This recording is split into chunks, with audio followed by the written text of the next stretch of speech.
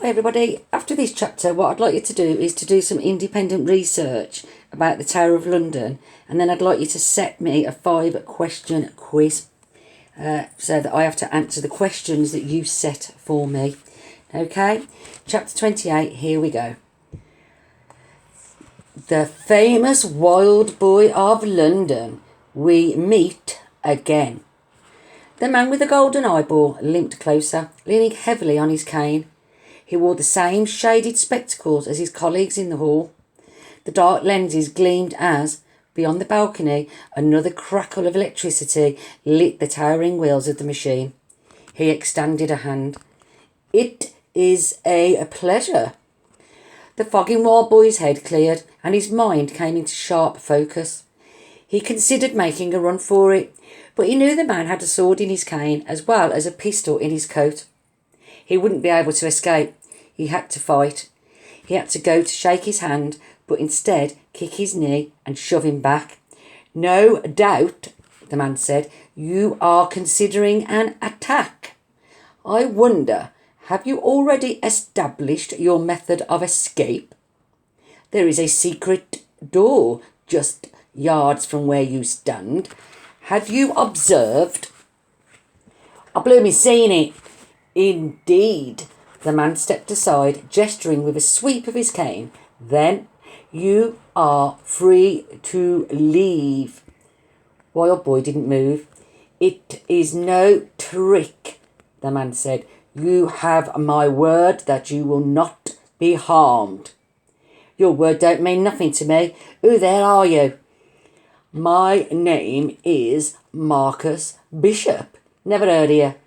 But you have been following me." The man struck the flint on a lantern. The light made him wince. He lowered the shutter to a dim glow and raised it against the wall. "I wonder," he said, "have you also detected which stone triggers the door?" Even though he had, Wild Boy stayed silent. He knew that if the man had wanted to kill him, he would have done so already. But that didn't mean he trusted him. "I imagine that you have many questions," said the golden-eyed man. He pressed the end of his cane against one of the stones, and a slab of wall scraped away, exposing a dark passage beyond. "I will endeavour to answer as many as I can. In return, I simply ask that you walk with me. I ain't going nowhere with you." "Then farewell, Wild Boy.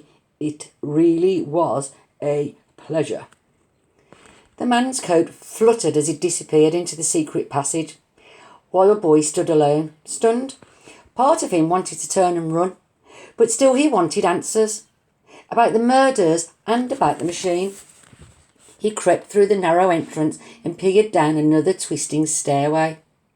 The golden-eyed man stood a few steps below, his lantern flooding the passage with light. He knew Wild Boy would follow. "Be careful," he said.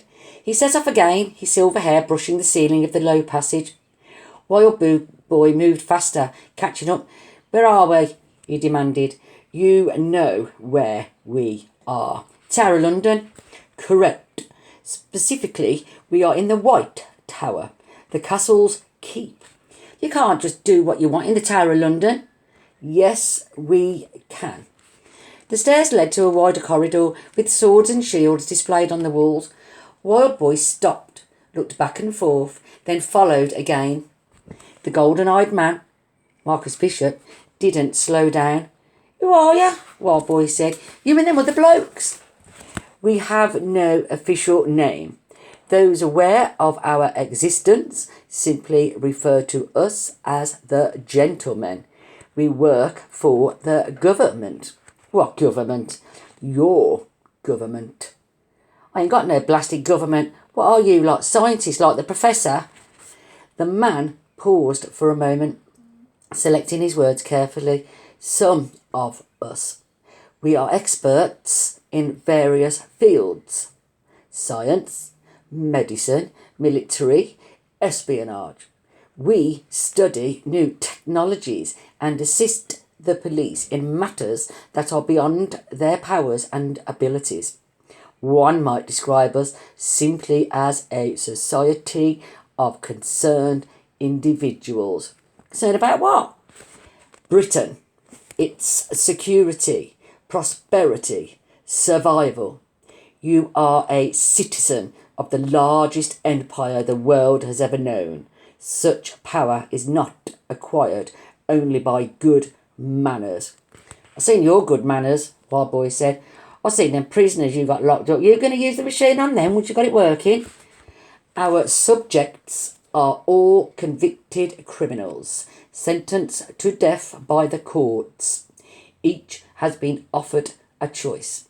Should the machine prove successful in transferring them into a new body, they will be granted a stay of execution, if not a Christian burial.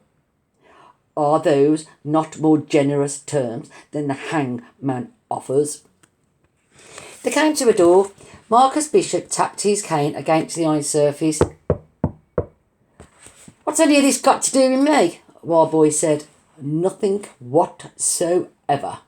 You are the one who involved yourself the moment you stole that letter from Charles Griffin, and I am afraid you are now involved rather deeply indeed. The door swung open. Wild Boy followed the man into the vast cavity of the tower's stone hall. I heard what you said to Miss Everett, Marcus said. You wish to use the machine upon yourself. That could indeed be an effective way of escaping your predicament. But Miss Everett is correct too. The machine is as likely to destroy you as it is to save you. Almost certainly your mind will never function in the same way again. Wild Boy looked up at the colossal wheels of the gentleman's machine. Clarissa's words kept ringing in his head, but he tried to forget them and remember how badly he wanted to be normal. The pistons slowly began to pump again. The wheels turned and steam hissed from the ball of twisting pipes. How does it work? He asked. Marcus Bishop smiled. First, permit me to ask a question of my own. A blue spark crackled around the pipes, reflecting off his dark lenses. What do you know of electricity? Okay, so you're going to do some independent research on the Tower of London and set me a 5-question quiz. Thank you.